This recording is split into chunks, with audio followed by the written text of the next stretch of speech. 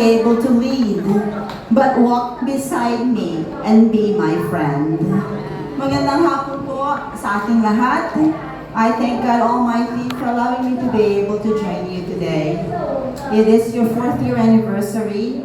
Congratulations para po sa ating guest speaker, Mr. Edwin Lingala. To the officers of Pagalian de Dios, happy 4th year anniversary. Actually, iniisip ko po, sabi ko, 4 is a significant number. Why? Because it's my birthday. So, September 4, 1959 po ako, 63 years old. But what does number 4 mean in numerology?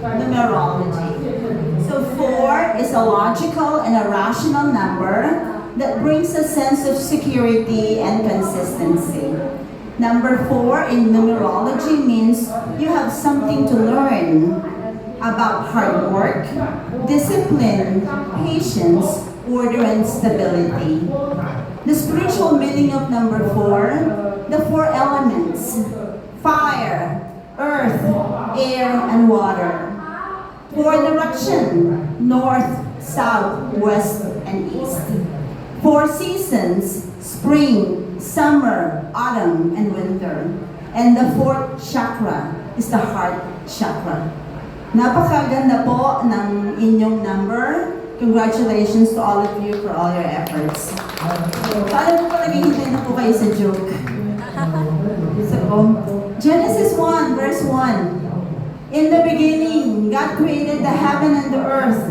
And then everything after that is made in China. Or made in Taiwan, for that matter. So, I'd like to share with you a poem that is near and dear to my heart.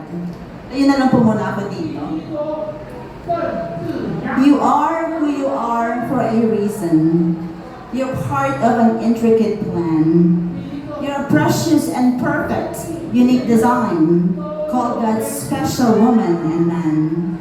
You look like you look for a reason. Our God made no mistake. He knit you together within the womb. You're just what He wanted to make. The parents you had were the ones He chose.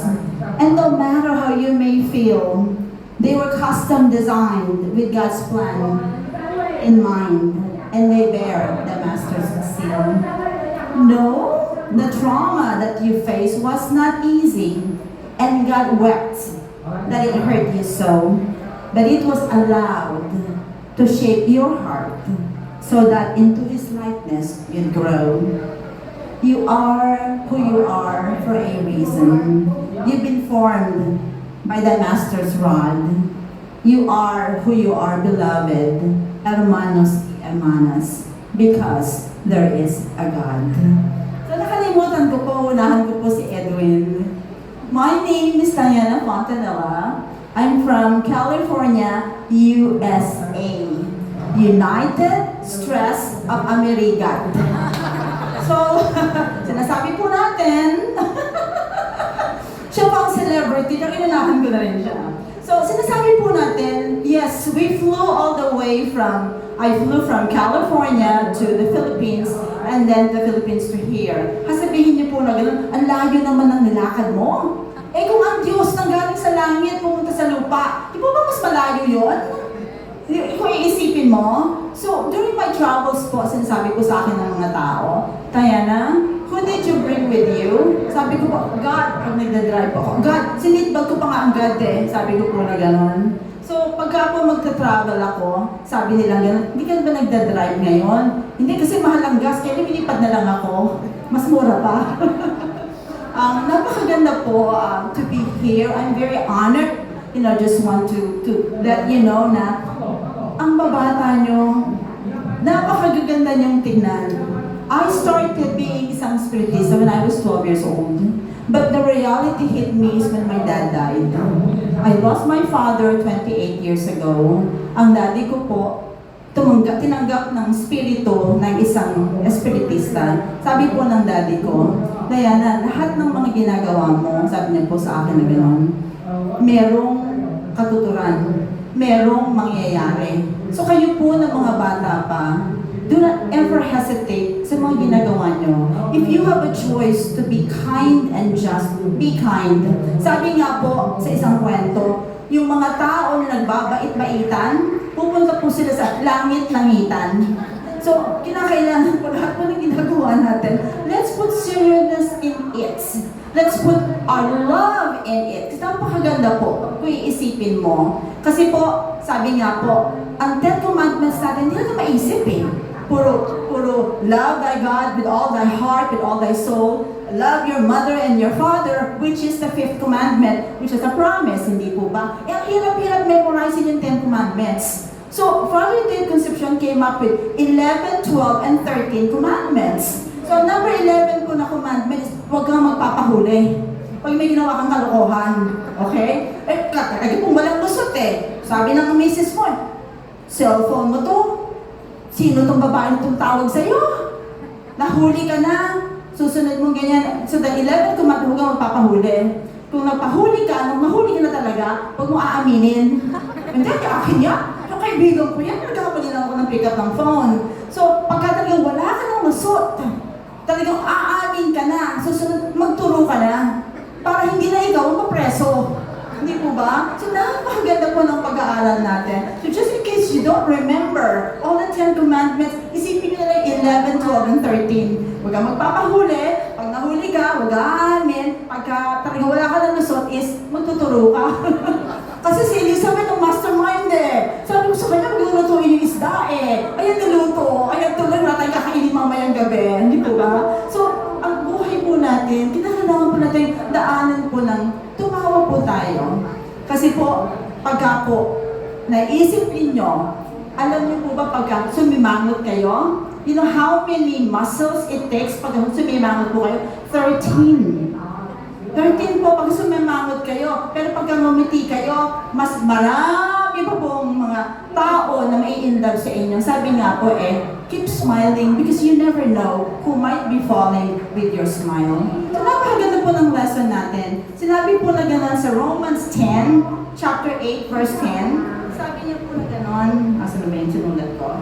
Sabi po, but if Christ is in you, although the body is dead because of sin, the spirit is life because of righteousness. So yung mga kalokohan pa na pinagagawa natin, na mga hindi magaganda, nagmamarites kayo, nagmamarisol kayo sa inyong sa mga Facebook, lahat po yun, it's part of life.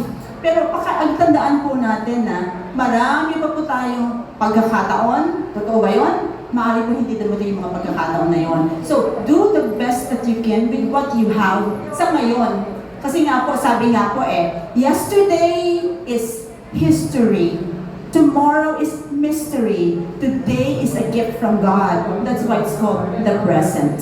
So, yung moment that you have po ngayon, hindi na po mauulit yun. So, sa mga po nag-absent, it's their loss. Because yun pong beauty ninyo, yun pong ambience, yun pong mga kadagdagan namin ni Brother Edwin, hindi na po mauulit yun. Wala na pong repeat performance. Kaya po, wherever you are, whatever you do, be in that moment.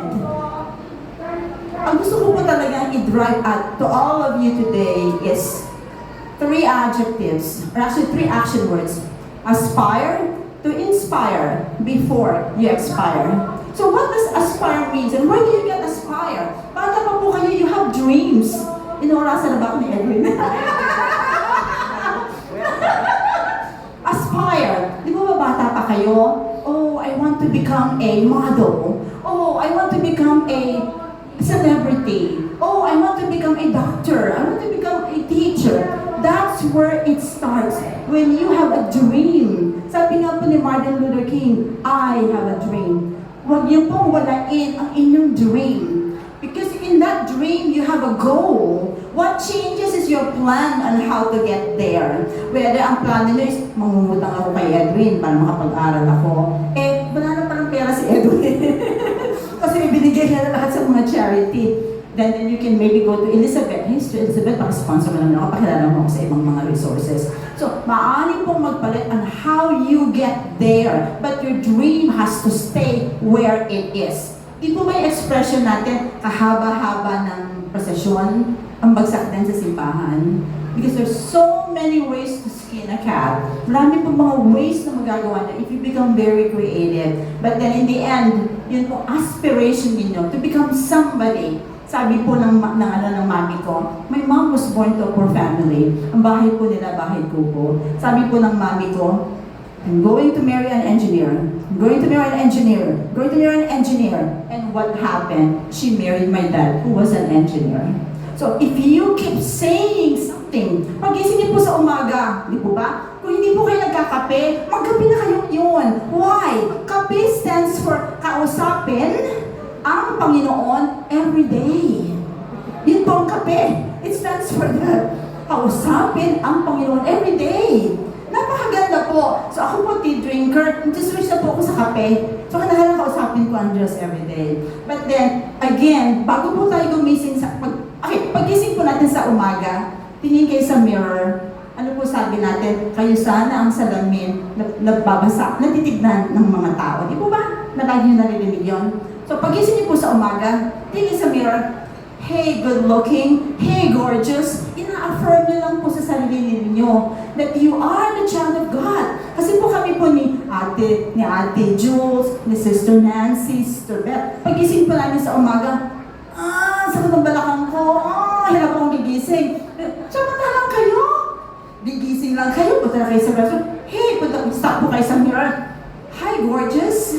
Hello, charming. Hello, lovely. Paano mo, mga gwapo. Oh, ang gwapo. Nakalimutan ko yung hermanos eh.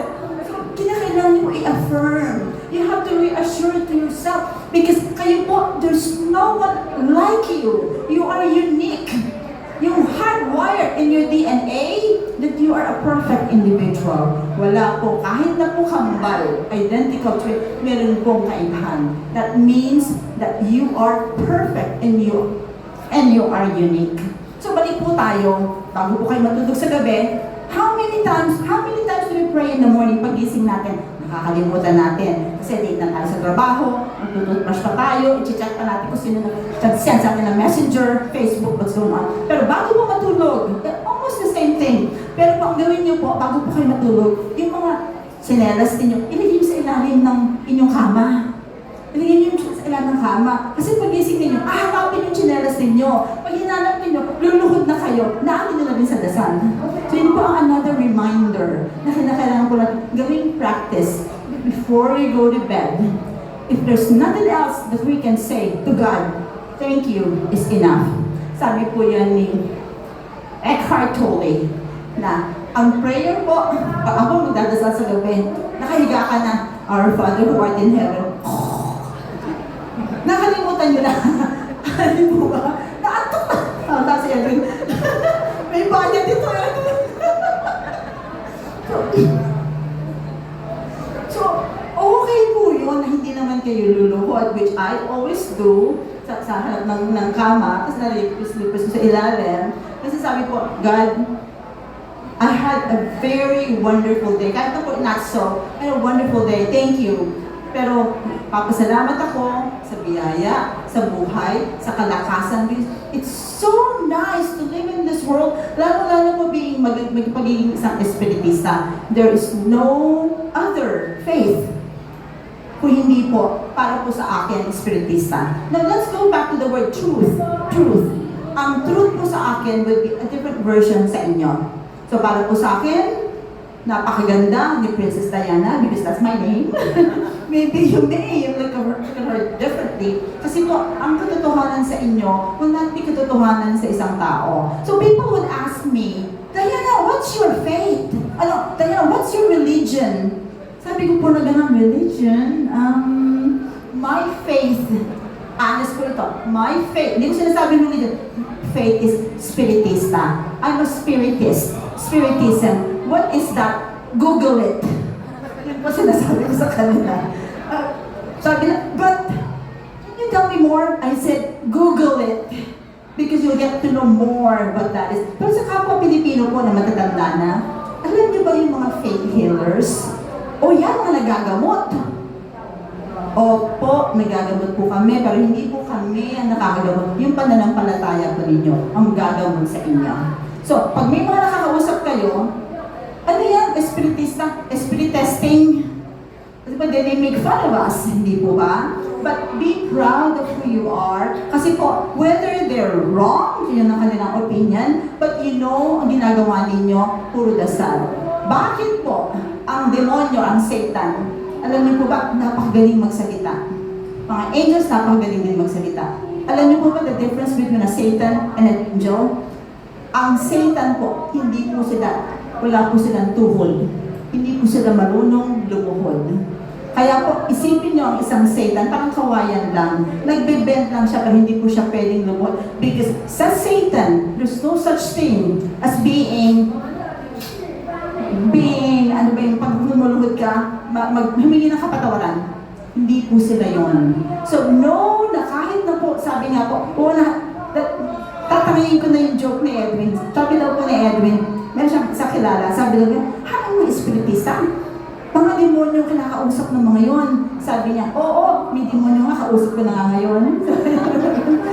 Sorry, I borrowed your joke. So, alam niyo po ba, para natuloy na yung stand-up comedian dito, alam niyo po ba, ang word ng sugal, maganda po pala yun. Kasi yung mga espiritista, nagsusugal pa mga espiritista? Hindi po. Ang sugal po pala, maganda na po pala ngayon sa espiritista. Ito po ang version natin. Kasi po, sugal, it stands for sa umaga, gumising, alalahanin ang lumikha. So, sa umaga, gumising, alalahanin ang lumikha. Yun po ang stance po ng sugal. Meron po kahapon sa tumanggap yung spirit ng kagabi yata. Sabi niya gano'n God answers prayers. So mag-shopping po kayo sa Gap. G-A-P. God answers prayers. So kung nagpupunta po kayo sa, kung store ninyo, sa Shoe Mart, o sa ibang mga stores, mag-shop po kayo sa Gap because God answers prayers. So, marami po tayong mga hinihingi sa Diyos. God, but I want that handsome boy. Ayoko nang pangit na yan eh. Daming kulubot sa mukha, daming tigyawa. Tapos, pandak pa. Hindi ko type yan. I don't think kahit espiritista yan. Gusto ko yung gwapo. Gusto ko yung magaling mag-gitara. Gusto ko yung magaling pumorma. Hindi po ba? Pero po, in the end, iisipin ninyo, nakapangasawa nga kayo ng espiritista, pangasawa nga kayo ng gwapo, sabi na everything else. Kaso naman po, nananakit, eventually, nagsusugal, uminom ng alak, sigarilyo, all these vices. Pero po, if that ever happens to you, please know that God, that is the situation where binigay po sa iyo ng Diyos. Hindi po kayo pinaparusahan, okay? Sinabi po ng Holy Spirit kanina, God will never punish you for anything that you do. Inallow, make sure the word, inallow. God allowed it for you para po ma-realize nyo kung gaano nyo kakailangan ng Diyos sa buhay ninyo. So sabi nga, if Father Dave, may gumawa sa inyo ng hindi maganda. Kasi ang gawa po natin when we give charity, let me go back to charity. Charity is my church. Sa Tagalog, kawang gawa, daan ng katotohanan. Ako English version, charity, the path of truth. Pagka po may maganda kayong gamit, madali niyo ba ipamigay yun? I don't think so. Pero po pagka ayaw niyo na, hindi, nalumaan ko na yan. Maliit na sa akin yan. Masikip na yan. May butas yan, may mandya. Madali mo ibigay. But when you have something that's near and dear to your heart, hindi mo maipamigay because you're so attached to that. So, bata pa po kayo, I get that. Pero po, unti-unti niyo pong tanggalin ang attachment niyo sa mga material things because hindi po natin alam, para tayo mamatay bukas. Kaya nga po yung word na ASAP. ASAP. A-S-A-P. Sabi niyo, ASAP eh. Kasi po sa Amerika po ako kay ASAP. So, ASAP stands for always say a prayer. So, anytime you have to, bigay ko kaya ito kay Sister Jules, mas kailangan niya to. Pero pag binigay ko sa kanya, paano naman ako? Never hesitate. Because when you put something, when you have something, and when you release that, it's called the Boas Law. When you release something from your hand, God will replace that 100-fold. So huwag niyo pong iisipin na hindi kakainin ko na lang to, bibigay ko sa mga tao, bibigay sa iba. Yes, you need to. Why? Because doon yung marirealize na, wow, hindi ko pala kailangan yan. Mas kailangan pala ng isang tao. Mother Teresa, kung kilala niyo po siya, from Calcutta, nagdala po siya ng goods sa isang family, ng bahay. Pagdating niya ng grocery doon sa bahay, alam niyo po, nawala po yung babae. Sabi niya ganyan oh, asa ka nagpunta? Sabi niya po na gano'n. Nagpunta ako sa kapitbahay ko. Why? Because if I'm hungry, they are hungry too. Napakaganda po to inspire. Now, I'm getting to the second word, to inspire. Napakaganda po when you inspire someone. Because hindi lang naman po kayo talagang tunay na nangangailangan. No man is an island. Pakatandaan niyo po yun. When I was coming here and I had problems with Beth po, sabi ko sa sarili ko, I cannot depend on anyone except myself. But that's not true. Because there's a God Almighty that you can always depend and you can always ask for help. If it's true na kailangan niyo po yun, ibibigay at ibibigay sa inyo. Maybe hindi yung the handsome or the good-looking female na hinahanap ninyo. Maaaring not so, pero po mas equipped with more talent at i-develop kayo to the next level ng inyong buhay, ng inyong personality. So let's go aspire to inspire before we expire. Expire po, may expiration date. Di po ba? Ang expiration date natin, we don't know. Mga dilata, maswerte nga po sila, mga dilata, alam mo na kung kailan sila mag-expire. Pero po tayo, we don't. Di po ba? But the truth is that, galing po sa Holy Spirit, tayo na po mismo ang pumili kung saan po tayo mamamatay, kung paano po tayo mamamatay. Sino na gustong mamatay na aksidente? Sino gusto may matay na malulunod? Sino gusto na mamatay na masaksak? Wala po. Panalangin ninyo, I'm sure Sister Jules and Sister Nancy, gusto ko mamatay, natutulog. Para hindi masakit sa katawan. Kaya po kayo na naboboard sa pakikinig sa akin, huwag po kayo matutulog, baka hindi na po kayo magising. Hopefully, hindi po ako nagpapa-bore sa inyo. Kaya po, ising kayo, ay mabubuhay pa po kayo. So, sabi nga po ni Father Dave, at age 17, it's in the Bible, I think it's Exodus yata yun.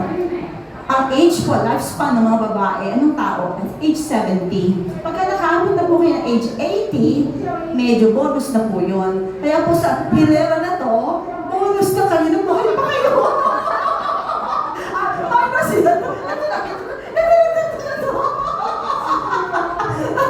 Bonus po sila. Nabubuhay pa sila. Pero po, statistics, ang buhay po ng lifespan ng tao is 88. 88. Kaya po pagdating ng 80, gano'n na pala kayo magpa-insure, bumili ng life insurance. Baka pa kayo muna kayo bumili ng life insurance. Pero po, statistic.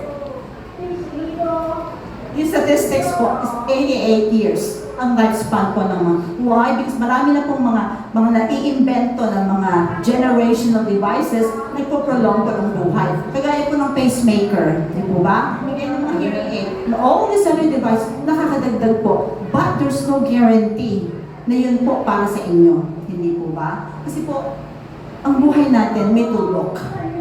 Sabi nga po na gano'n pag ang storyline mo, tinoto ka na ng Diyos, huwag mo na lagyan ng kama. Because yun na nga ang tagang the end ng buhay mo. So kayo po, hihingi pa po ba kayo ng extension kay God? Pagka naghihingalo kayo, you don't. Why? Because you have felt the love of God and how beautiful it is to live on earth. Hindi po ba? Kaso Diyos ko, huwag muna akong kunin. Sumakit ang ulo niyo Diyos ko, huwag muna akong kunin. Kasi mga anak ko, maliliit pa. Hindi kasi, gusto ko pang mag-retire. Gusto ko pang makapunta sa Rome. But the honest truth is that if you're living a life full of God, full of faith, hope, etc., etc., yung mga fruits of the Holy Spirit, who knows, Pero Edwin, who knows the number of the fruits of the Holy Spirit? I'm giving some money. How many fruits of the Holy Spirit are there? Any answers? Raise your hand. Hindi nyo alam? 9. Because, tanong po ni Edwin yun, and then I counted it. Kaya ito naman ngayon, sagot kayo na ka, 9. Pero walang premyo. Pero ako po may premyo. Wala naman nakasagot. So, sa inyo, napakaganda ng buhay. Because in the end, bago po tayo mamatay, we have a story to tell. Kasi kung wala po kayong kwento, wala kayong kwenta. Ano makatandaan ninyo? Sila din nakatawa ng tawa sa joke ko. Kasi matanda na.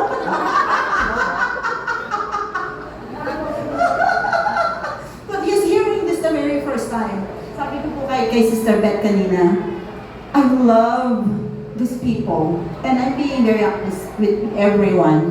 Pagdating po namin, it's so casual. You're so different.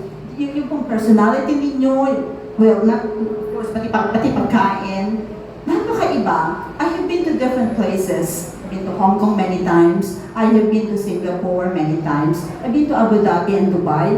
But the feelings that I have for you, it's so different. Kaya sabi niya, kaya, because each and every one of you contributes to the whole. Meron po kayong synergy that's so unique. Pagtingin po namin kanina ni Beth, and sabi ko, nasa langit na ba tayo?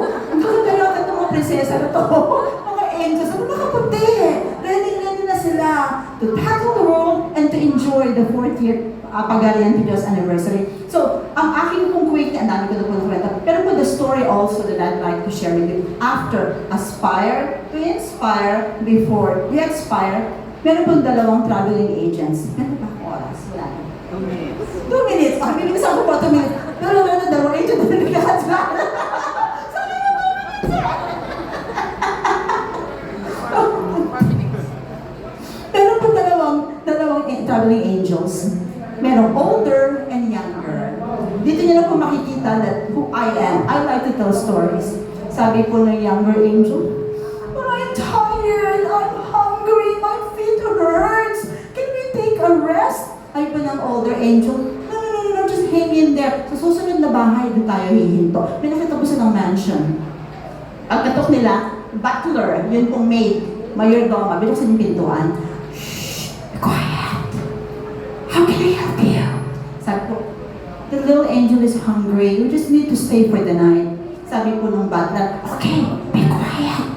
Punta po sila sa garage o sa basement. Nagpahinga sila doon. Natulog, paggising. Nakita po nung younger angel, may pinatch. Merong butas yung wall, pinatch ng older angel. Hindi nagsalita. Sabi lang na ganun nung younger angel, why did you do that? Why did you patch the wall? Sabi po nung older angel, things do not always, things are not always what they seem. Okay? So stay on that sentence. Things are not always what they seem. Okay? So, lakad na naman sila. Oh, thank you, butler. Lakad na naman. Oh, older angel, my feet hurts. I'm hungry, I'm tired. Just wait. When we get to the next house, we will take a rest. Yung sumunod po nakita na bahay kubo. Who lives there are elderly people. Matanda po, babae at lalaki. And then meron po silang farm na nag-aalaga sila ng cow. And what do we get from cows? Milk. Hindi po ba? So let me just digress quickly. Ang cow, nagbibigay po ng puting gatas. Alam niyo po ba kung anong kinakain ng cow? Green.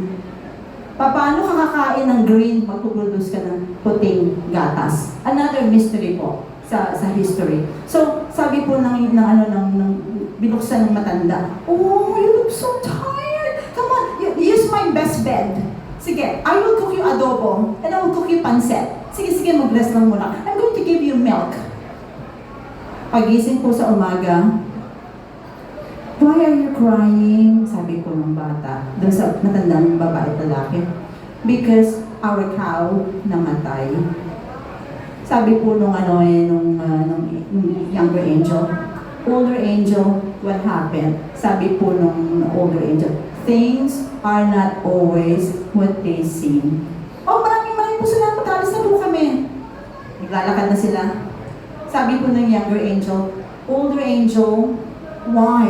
It does not make any sense. Mayaman? Pinatch mo yung wall? Kaya nilang ma-afford yon kasi may gold na nakatago.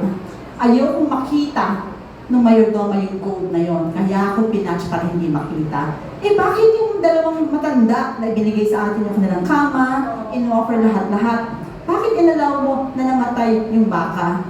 Sabi po ng older angel, the angel of death came. Gusto niya nang kunin yung babaeng matanda. Sabi ko, no, i-trade ko. Buhayin mo yung matandang babae na yan. Okay, kunin mo na yung baka. Ganun po ang buhay natin. There may be things na na-late kayo sa inyong appointment because maaring may aksidente that's waiting to happen.